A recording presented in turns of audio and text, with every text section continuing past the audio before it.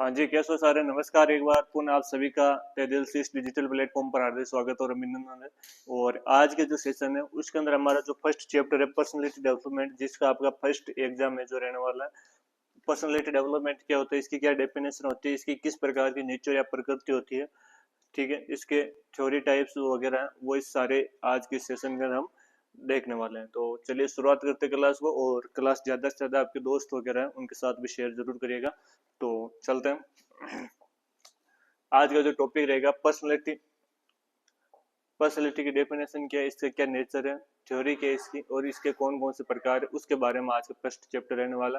तो सबसे पहले यहाँ पर पर्सनैलिटी की क्या बता रखी है, परिभाषा दे रखी है कि पर्सनैलिटी क्या होता है। पर्सनैलिटी का मतलब होता है व्यक्तित्व। क्या होता है आपका, किस प्रकार का क्या व्यक्तित्व है। हालांकि जो पीडीएफ इंग्लिश और दोनों मीडियम, ठीक है, हम बाईलिंगुअल इसको पढ़ने का प्रयास करेंगे।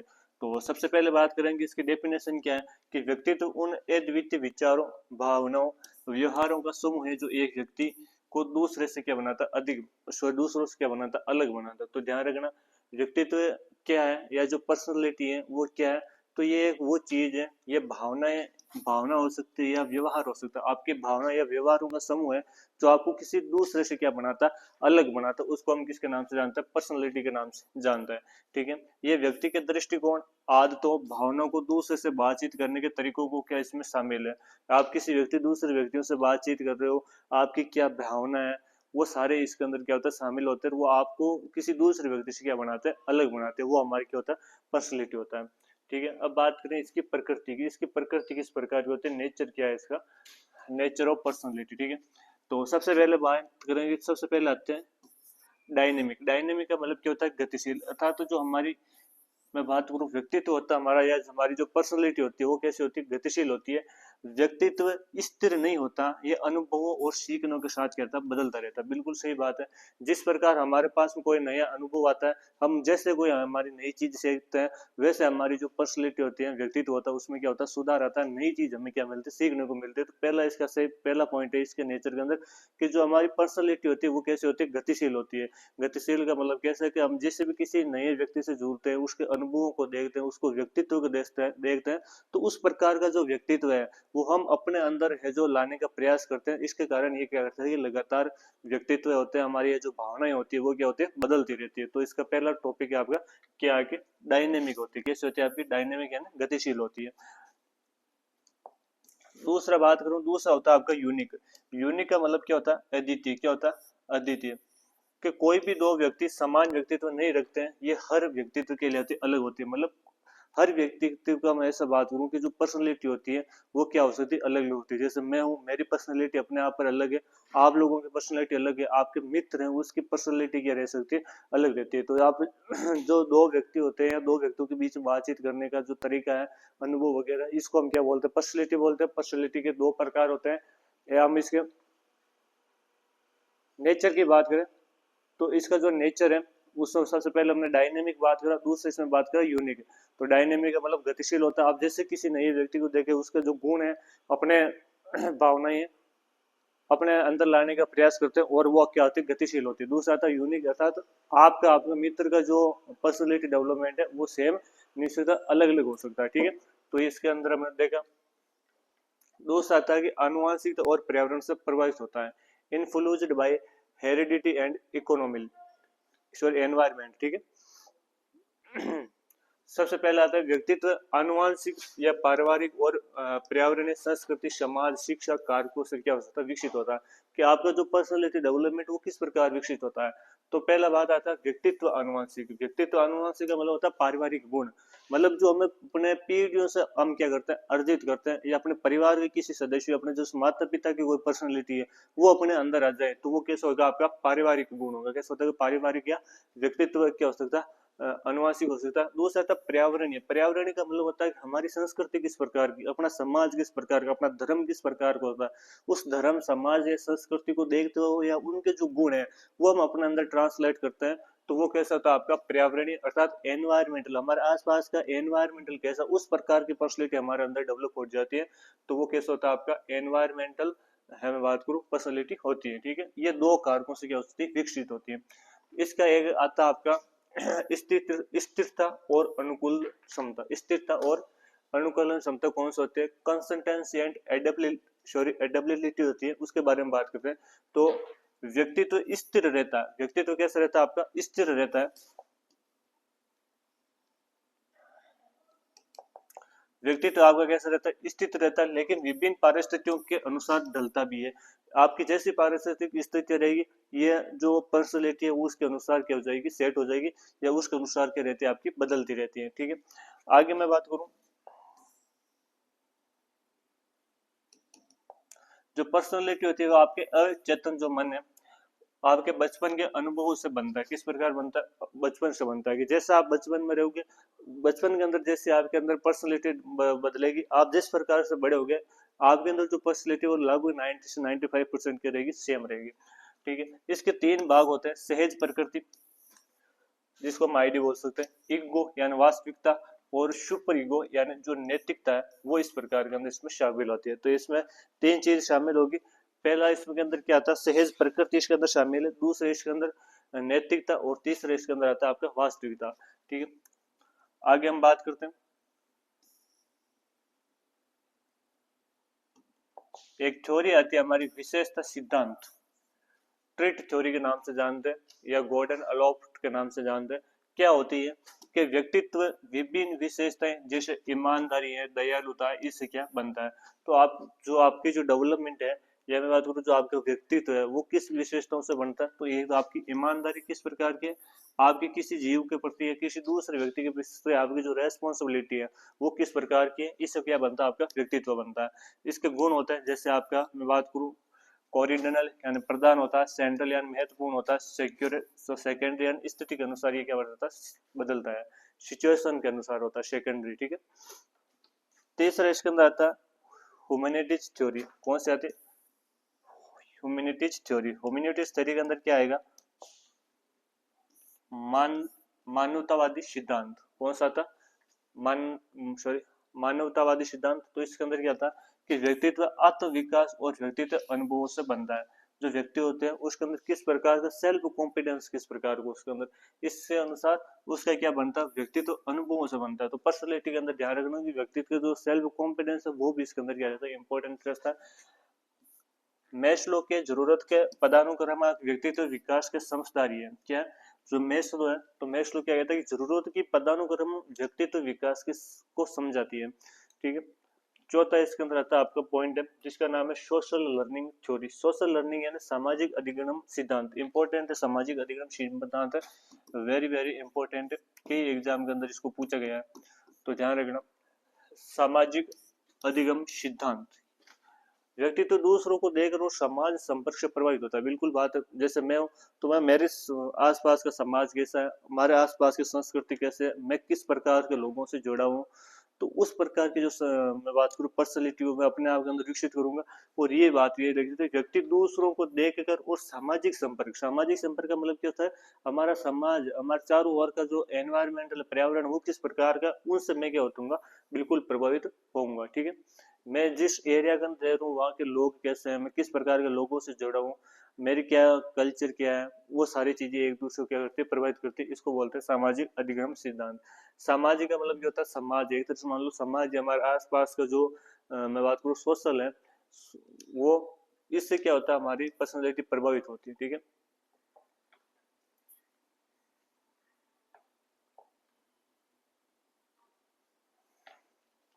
इसके अंदर जैसे मॉडलिंग है, दूसरों को देखकर सीखने की जो अवधारणा वो इसके अंदर आती है। ठीक है, अब आता है कि मेन टाइप्स ऑफ पर्सनैलिटी, कि पर्सनैलिटी के कौन कौन से प्रकार है, पर्सनैलिटी के कौन कौन से प्रकार है। ठीक है, तो सबसे पहले आता है type of personality, sorry A type है जो पर्सनैलिटी, उसके बारे में हम चर्चा करते हैं। इसके अंदर विशेषता क्या आती है,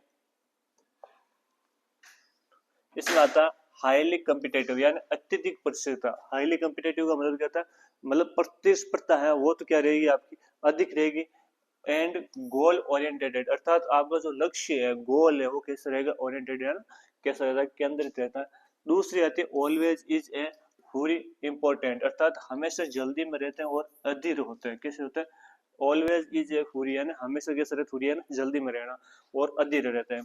ठीक है, इससे आता है easily easily stressed and prone and anxiously अर्थात आसानी से तनाव में आ जाते हैं। किस प्रकार होता है, जो व्यक्ति आसानी से तनाव में आ जाता है और चिंता से क्या रहता है, प्रभावित रहता है। ठीक है, अगला आता है आपका पर्सनालिटी एंड जो वर्कहोलिक है, अर्थात पूर्णवादी और अधिक काम करने वाले जो व्यक्ति वो इसके अंदर आएंगे। इसमें एग्जाम्पल बता रखे हैं, जैसे एक व्यवसायी जो हमेशा व्यस्त रहता है और समय सीमा को पूर्ण करने की क्या होता है, कोशिश करता है। तो जो व्यक्ति हमेशा क्या रहता है, व्यस्त रहता है, बिजी रहता है, तो उसके अंदर इस प्रकार की नेचर आएगी। तो इसकी वापस एक बार आप विशेषता देख लेना, जो ए टाइप व्यक्ति होती है इसकी क्या विशेषता होती है, तो ये ध्यान रखना, ये व्यक्ति अत्यधिक प्रतिस्पर्धी होगा और अपना जो लक्ष्य है उस पर क्या रहेगा, केंद्रित रहेगा, या उसका जो लक्ष्य है, अपने गोल उसके प्रति केंद्रित रहता है। ठीक है, दूसरा होता है हमेशा जल्दी में रहता है। कैसा रहता है, हमेशा जल्दी में रहता है। तीसरा आसानी से तनाव में आ जाता है और चिंता से क्या रहता है, प्रभावित होता है। और पूर्णतावादी और अधिक काम करने वाले होते हैं। इसके अंदर ज्यादातर वो बिजनेस लाइन वाले जो व्यक्ति होते हैं या जिनका खुद का सेल्फ बिजनेस वगैरह होता है, वो इस पर्सनैलिटी के अंदर आते हैं। तो इसकी चार विशेषता। पहली विशेषता क्या होगी, ये हमेशा अपने जो मतलब गोल है उसको अंदर उसको मतलब मैं बात करूं केंद्रित रहेंगे, उसका गोल उसका जो लक्ष्य उस पर इनका ध्यान रहेगा। ये पूर्णतः मैं बात करूं अधिक प्रतिस्पर्धी हो सकते हैं। दूसरी चीज, ये जल्दी से तनाव में आ जाते हैं और हमेशा चिंता से प्रभावित हो सकते हैं। ये किसी भी काम को करने में बहुत ज्यादा जल्दी रख सकते हैं और पूर्णवादी और अधिक काम करने वाले हो सकते हैं। ठीक है, ये एक व्यवसाय जो हमेशा व्यस्त रहता है, समय सीमा को पूर्ण करने की क्या करता है, कोशिश करता है। इसका इफेक्ट क्या पड़ता है, हृदय रोग बिल्कुल, उच्च रक्तचाप का क्या कहता है, खतरा अधिक होता है। तो ज्यादातर जो व्यक्ति स्ट्रेस के अंदर रहता है, तनाव के अंदर रहता है, चिंता करता है वो हर चीज को लेकर, तो उसके अंदर इस प्रकार की हृदय रोग और मैं बात करूं हाई ब्लड प्रेशर जैसी क्या सकती दिक्कत आ सकती है। दूसरा आता है बी टाइप बी पर्सनालिटी। क्या आती है, type B personality. Type B personality की विशेषता क्या होती है, तो इसके अंदर आती है शांत एवं और सहज। क्या आती है, शांत एवं सहज, रिलैक्स एंड इजी गोइंग, मतलब ये एकदम शांत स्वभाव के क्या होते हैं, प्राणी होते हैं। इसके अलावा मैं बात करूं कम प्रतिस्पर्धी एवं प्रक्रिया का आनंद लेते हैं, मतलब लेस कॉम्पिटेटिव होता है। इनके बीच प्रक्रिया क्या होती है, मतलब ये किसी काम को करने के अंदर थोड़ा सा क्या लगता है, समय लेते हैं और जो काम करते हैं उसको किसी आनंद के साथ, उत्साह के साथ करते हैं। एंजॉय टू प्रेशर्स, अर्थात अपना जो कार्य है वो किसको करते हैं, एंजॉय के साथ करते हैं।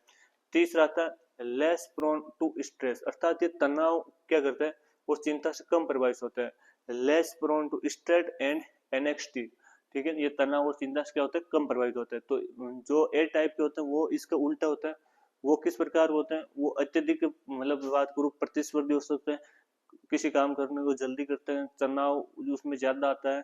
ठीक है, इस प्रकार की उनकी क्या थी, आपके विशेषता थी। सामाजिक और मिलनसार प्रकार होते हैं, सोशल और फ्रेंडली टाइप के जो लोग होते हैं वो इसके अंदर आते हैं। किस प्रकार के, तो इनकी जो मैं बता रहा हूँ आपको टाइप ए टाइप बी, इनकी बिल्कुल विशेषता वगैरह आप याद रखना। जिसमें उदाहरण बता रखा है, उसके अंदर भी उदाहरण क्या था, एक मतलब सेल्फ जो स्व व्यवसाय जो अपना रहा था वो व्यक्ति। और इस प्लान जो टाइप बी है इसका एग्जाम्पल बता रखा है कि ये व्यक्ति जो बिना तनाव के अपने काम का आनंद लेता है, कार्य जीवन क्या बनाता है, संतुलन बनाता है। तो ऐसा व्यक्ति जो कोई भी काम करता है तो उसको एक आनंद के साथ, उत्साह के साथ करता है और किसी प्रकार का कोई स्ट्रेस तनाव नहीं लेता, तो भी व्यक्ति इसके अंदर शामिल होते हैं। इफेक्ट क्या होता है, आमतौर पर स्वस्थ रहते हैं, जीवन के प्रति सकारात्मक एवं दृष्टिकोण रखते हैं। तो ये दो प्रकार के आपके टाइप कंप्लीट होते हैं। तीसरा आता है type C personality. Type C क्या है, तो इसकी विशेषता आती है चरित्र detail oriented and logical. Logical का मतलब होता है तार्किक प्रकार के होते हैं। किस प्रकार के होते हैं, तार्किक, मतलब कोई भी बात बोलेंगे तो एकदम ऑथेंटिक बोलेंगे। ठीक है, तार्किक होते हैं, विस्तार से सोचने वाले होते हैं, और तार्किक होते हैं, लॉजिकल टाइप के व्यक्ति होते हैं। दूसरा आता है evidence confidence and suppresses emotion, अर्थात टकराव से बचते हैं और भावना को दबाते हैं। जो भावनाएं होती है, इसके जो इमोशन वगैरह होता है उनको दबाते हैं और टकराव से क्या करते हैं, बचते हैं। तीसरा आता है मेहनती लेकिन अंतर्मुखी टाइप के होते हैं। मेहनती होते हैं लेकिन अंतर्मुखी टाइप के होते हैं। कैसे होते हैं, इंट्रोवर्टेड प्रकार के होते हैं, मेहनती प्रकार के होते हैं, हार्ड वर्क करते हैं। ये कैसे करते हैं, हार्ड वर्क करते हैं। दूसरा आता है may suffer from stress related lineage, अर्थात तनाव से जुड़ी बीमारी से प्रभावित हो सकते हैं। जैसे तनाव से कौन सी बीमारी होती है, तो ये तो आपके हार्ट अटैक है, दूसरी आपकी हाई ब्लड प्रेशर वगैरह, तो ये दो बीमारियां होती है। इसका उदाहरण क्या है, तो इसका उदाहरण आपको बता रखा है। उदाहरण, तो एक साइंटिस्ट है या एक वैज्ञानिक है जो शोध पर ध्यान केंद्रित करता है लेकिन सामाजिक मेलजोल से बचाता है। तो ये एक प्रकार का जो साइंटिस्ट है वो टाइप सी के अंदर आ जाएगा। ठीक है, इफेक्ट क्या होते हैं, दबे हुए भावनाओं के कारण कैंसर जैसी बीमारियों का खतरा हो सकता है। तो इमोशंस के साथ आपको कुल मिलाकर नहीं खेलना चाहिए। अगला था टाइप डी प्रकार के। टाइप डी के अंदर क्या आएगा, तो इसमें आता है तनाव और नकारात्मक भावनाओं से प्रभावित होते हैं। जो टाइप डी प्रकार के व्यक्ति होते हैं इनकी क्या विशेषता, तो इनकी पहली विशेषता prone to stress and negative emotions, अर्थात ये तनाव होता तनाव और जो नकारात्मक भावनाएं होती है इनसे क्या होता है, प्रभावित होता है। आपने देखो अगर एक व्यक्ति होता है जो कहीं पर बैठता है तो वो हमेशा नेगेटिव बात ही करता है, ठीक, तो वो इस प्रकार की व्यक्ति इसमें आता है। दिस आता है अस्वीकृति का डर होता है उनको, कैसे होता है, fear of rejection and social innovation, अर्थात जो सामाजिक अलगाव होता है या जो अस्वीकृति डर होता है वो इनको डर होता है। अत्यधिक सोचते हैं और बहुत चिंता करते हैं। Tend to overthinking type के ये बंदे होते हैं। और वरी टू मच, क्या करते हैं, आपके चिंता अधिक करते हैं। दूसरा था अक्सर अकेलापन या अवसाद महसूस करते हैं। Often feels is only in depressed, हमेशा अकेलापन क्या करते हैं, महसूस करने वाले व्यक्ति होते हैं। उदाहरण के तौर पर बात करें, एक व्यक्ति जो जीवन को लेकर हमेशा चिंतित रहता है वो सामाजिक आयोजनों से बचता है, तो वो इस प्रकार का जो व्यक्ति होता है। इससे प्रभाव क्या होता है, तो इसमें हृदय रोग और मानसिक स्वास्थ्य समस्याओं का मतलब माइंडली व्यक्ति क्या होता है, डिस्टर्ब होता है। माइंड जैसी है जो बीमारी उनसे क्या होता है, ज्यादा प्रभावित होता है।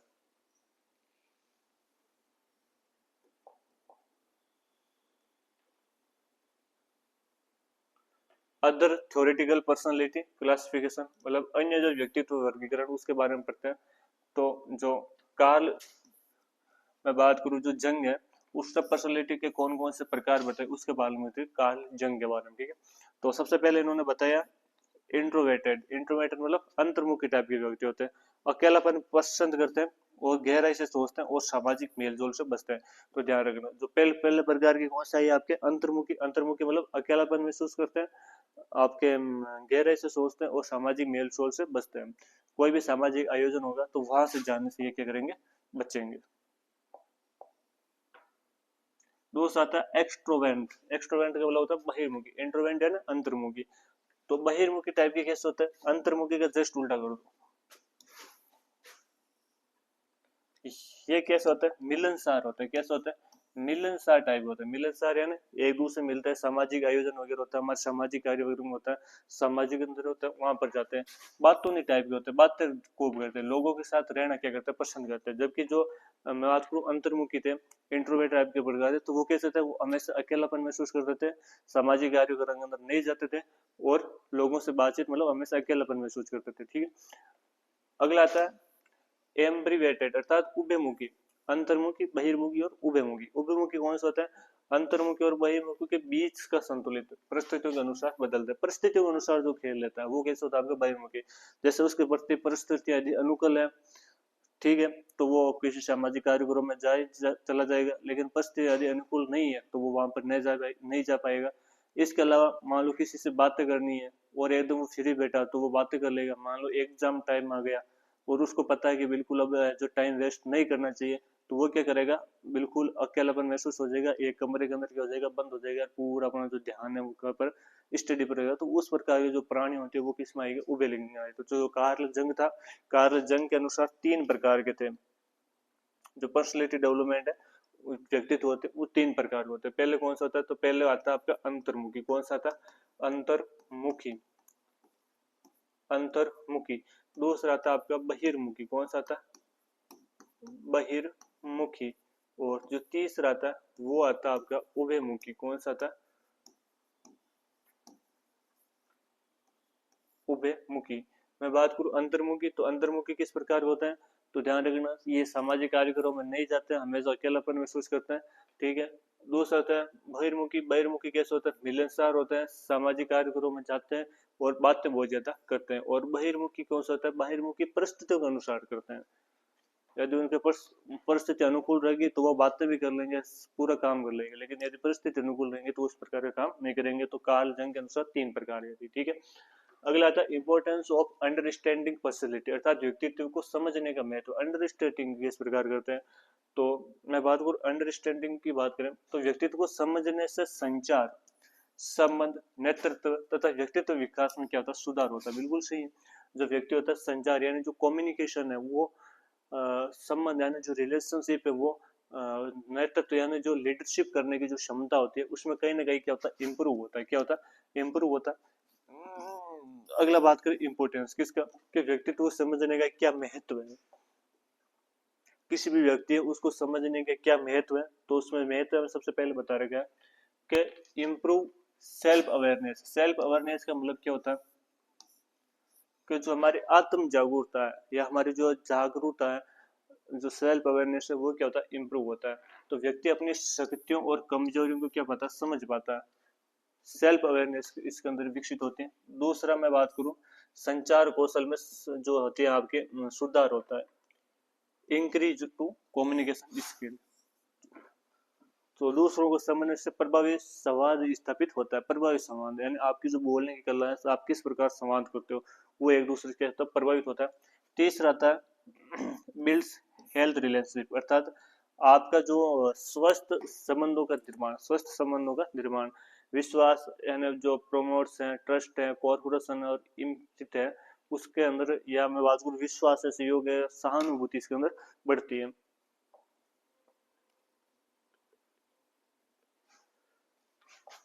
अगला आता है डेवलप लीडरशिप क्वालिटीज। क्या होती है, तो नेतृत्व करने का साथ आपकी डेवलप होती है क्या, लीडरशिप। लीडरशिप मतलब नेतृत्व करने की क्षमता, क्वालिटीज आपके अंदर किस प्रकार आप नेतृत्व कर सकते हो उसकी क्या होती है, तो लोगों को प्रेरित करने लिए उनका बेहतर प्रबंध करने में क्या मिलती है, सहायता मिलती है।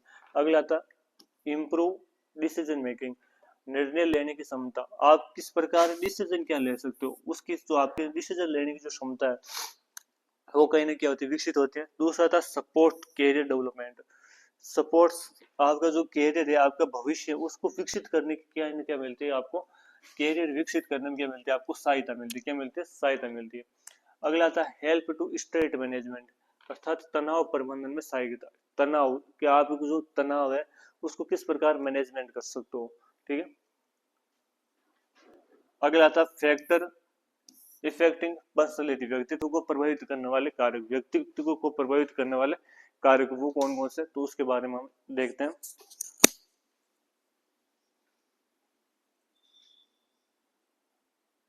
हम पढ़ रहे थे फैक्टर इफेक्टिंग पर्सनैलिटी, अर्थात व्यक्तित्व को प्रभावित करने वाले कारक कौन कौन से। तो सबसे पहले हम बात करते हैं कि व्यक्तित्व विभिन्न आंतरिक और बाह्य कारकों से क्या होता है, प्रभावित होता है। जो व्यक्तित्व को व्यवहार, सोच और उसको जो समग्र है वो विकास को आकार देता है। सबसे पहले आती है आपकी हेरिडिटी। क्या होती है, हेरिडिटी, जिस अर्थात अनुवांशिकता। अनुवांशिकता का मतलब क्या होता है, माता पिता से शारीरिक विशेषताओं, बुद्धिमत्ता एवं स्वभाव से क्या होता है, प्रभाव होता है। आपका माता पिता किस प्रकार के, उनकी किस प्रकार जो आईक्यू लेवल है वो है, और आप उनका स्वभाव किस प्रकार का, वो सारी इस पर क्या करते हैं, निर्भर करती है।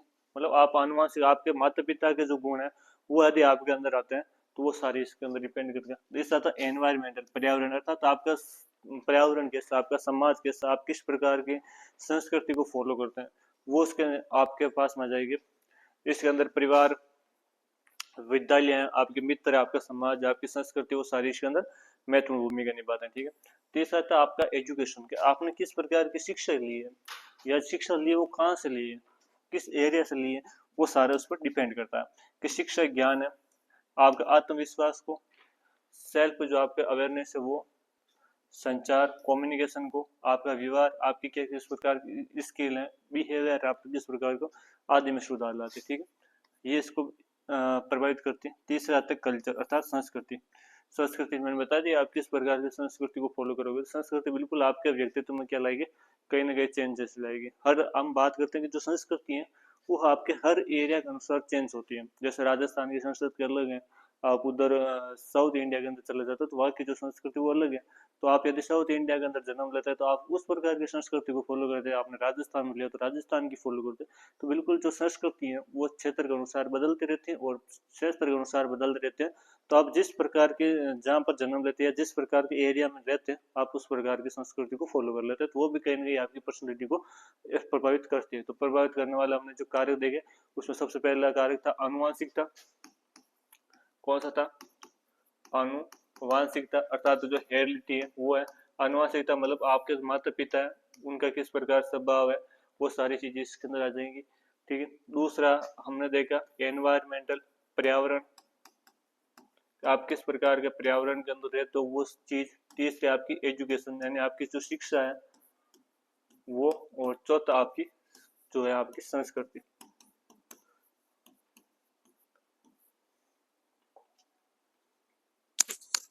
ठीक है। पांचवा था आपके जीवन के अनुभव, जीवन के अनुभव, लाइफ ऑफ एक्सपीरियंस, आप किस प्रकार का है, जैसे आप कितनी बार सफल हुआ, असफलता है, पुरस्कार है, आपके जीवन के अंदर क्या क्या चुनौतियां थी, ठीक है, क्या क्या आपके जीवन में चैलेंज आए, वो सारी चीज इसको क्या करती है, विकसित करती है, आपकी पर्सनैलिटी को विकसित करती है। तो दूसरा था सामाजिक, सोशल इंट्रोडक्शन, सामाजिक संपर्क में किस प्रकार, तो परिवार है, शिक्षक है, मित्र है, सहकर्मी, आपके सहकर्मी ना, आपके जो साथ काम करने वाले व्यक्ति होते हैं। संपर्क व्यक्तित्व विकास में क्या होता है, सहायक होता है। नॉलेज एंड स्किल, आपका ज्ञान और कौशल उसको क्या करते हैं, बढ़ाते हैं, जिसमें आपके एजुकेशन आएगी, आपकी संचार कम्युनिकेशन आएगी, प्रॉब्लम सॉल्व, किस प्रकार आप समस्या को समाप्त करते हैं।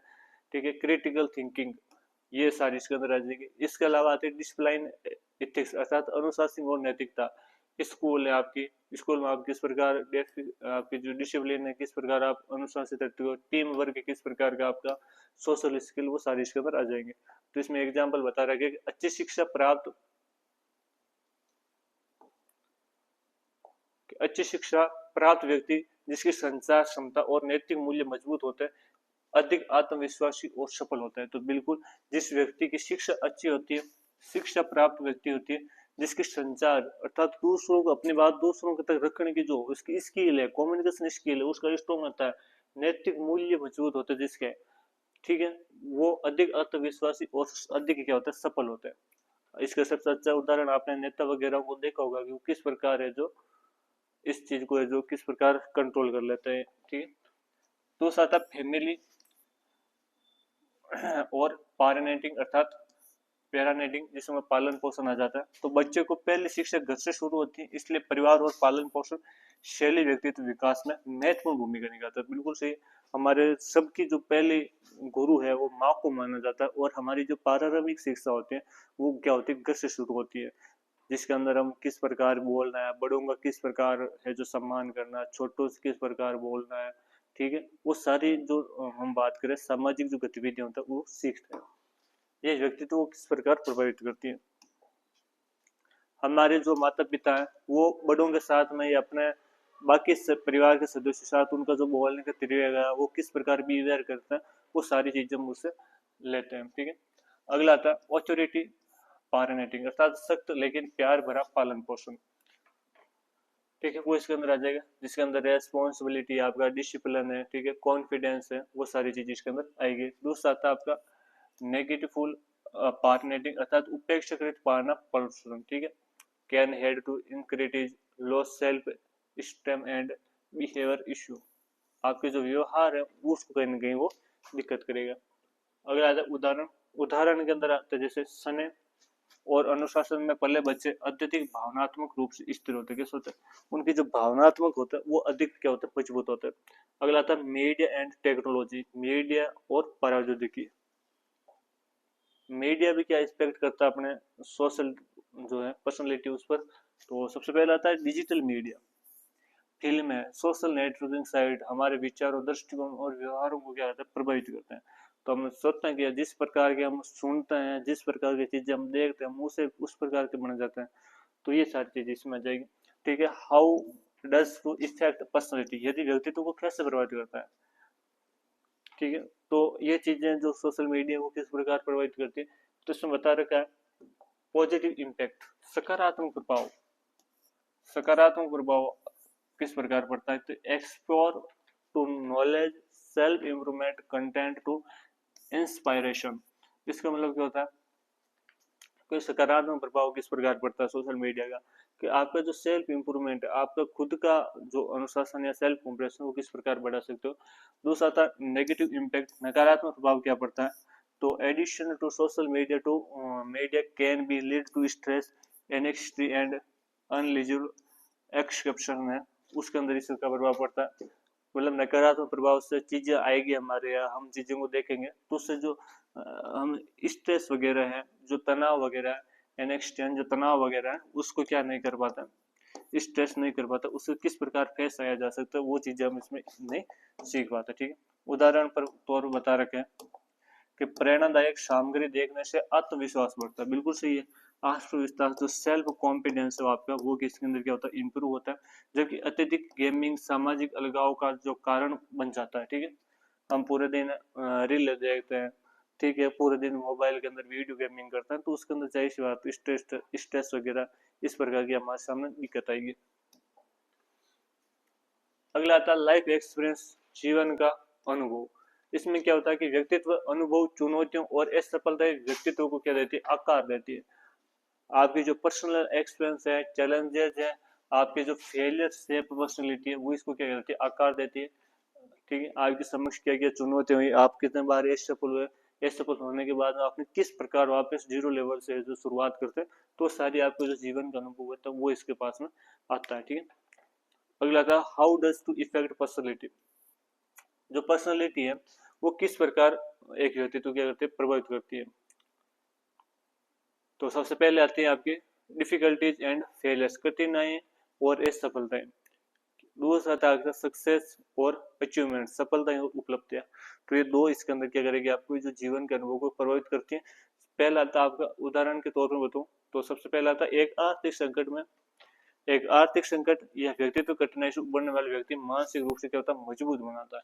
बिल्कुल सही है। यदि आपकी किसी इकोनॉमिक जो हम बात करूं दिक्कत है, या फाइनेंशियल जो क्राइसिस है, या जो आपकी जो पर्सनल लीडरशिप स्किल है, जो आपकी जो मैं बात करूं पर्सनल जो आपकी व्यक्तित्व कठिनाई है, उससे क्या है आपसे मजबूत बनाती है।